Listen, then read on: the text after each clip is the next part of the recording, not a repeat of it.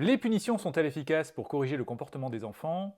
Eh bien la réponse est non, selon une récente étude de 2021. Bien au contraire, puisque tout ce qui est éducation punitive, donc qui comprend des menaces, des cris, des privations de privilèges, vont plutôt tendance à augmenter les comportements à problème et particulièrement l'agressivité des enfants envers leurs parents. Et on peut aisément le comprendre, les punitions et l'ambiance qu'elles font naître augmentent les tensions entre les enfants et les parents. Et cet effet négatif est amplifié par trois facteurs.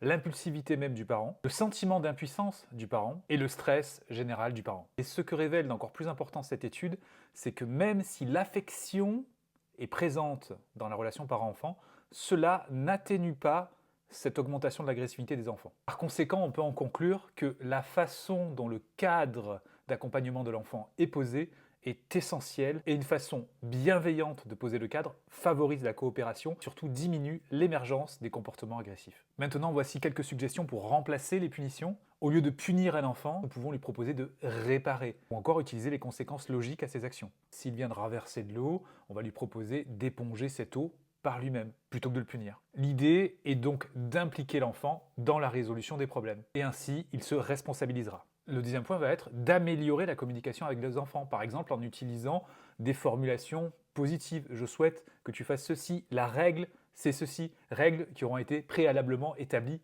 ensemble. Surtout, nous nous serons assurés que l'enfant comprenne ces règles et qu'elles aient du sens pour lui, qu'elles ne viennent pas s'opposer à ses besoins notamment. Le troisième point, c'est d'accompagner l'accueil et l'expression des émotions des enfants, et particulièrement la colère. Donc leur offrir une écoute empathique, du réconfort, et leur fournir aussi des stratégies de régulation, par exemple pour leur colère.